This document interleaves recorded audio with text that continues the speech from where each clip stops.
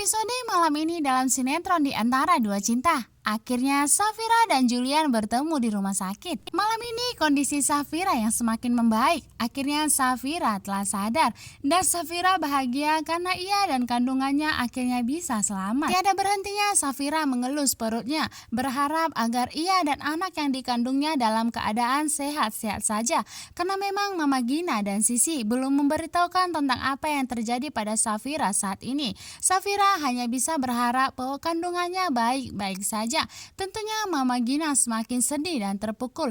Mama Gina masih bingung bagaimana cara mengungkapkan tentang apa yang terjadi pada Safira saat ini. Begitu juga Sisi yang belum tega mengatakan kepada Safira bahwa Safira telah keguguran. Mama Gina dan Sisi tidak mengeluarkan sepatah kata pun karena memang mereka belum mampu mengatakan hal tersebut kepada Safira. Melihat Mama Gina dan Sisi menangis, tentunya Safira semakin bingung. Sebenarnya apa yang terjadi, mengapa mereka sampai menangis seperti ini? Safira semakin kebingungan karena melihat sikap dari Mama Gina dan Sisi yang semakin sedih ketika melihat Safira. Sementara itu di lain tempat, akhirnya Abian berhasil menyelamatkan Julian.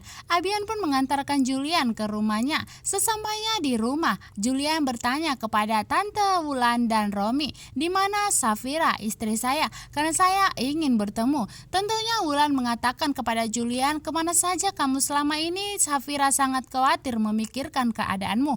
Dan Romi pun saat itu mengatakan kepada Julian bahwa saat ini Safira telah ada di rumah sakit karena ia sakit dan hampir keguguran. Tentunya Abian dan Julian dengan segera pergi ke rumah sakit karena Julian sangat khawatir melihat kondisi Safira saat ini. Abian akhirnya tersadar bahwa orang yang diselamatkan tersebut adalah suaminya, Safira. Di samping itu, Yuda melihat kondisi Safira yang kembali kritis karena akhirnya telah mengetahui bahwa ia kehilangan kandungannya. Dan begitu terpukulnya juga yang dirasakan oleh Yuda karena memang Yuda sangat mencintai Safira dan tidak ingin terjadi apa-apa kepada Safira. Menangis histeris, akhirnya Safira pun telah tahu kondisinya saat ini bahwa ia telah kehilangan anaknya. Melihat kondisi Safira saat ini, tentunya Yuda sudah tahu bahwa pelakunya adalah Dania.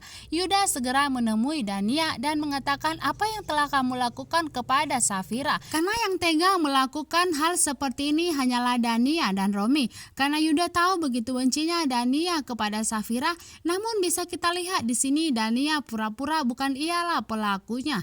Akhirnya Safira dan Julian bertemu. Mendengar Safira dirawat di rumah sakit, Julian dengan segera menemuinya. Safira merasa ini hanyalah mimpi. Safira ketika bangun ia melihat ada Julian di hadapannya.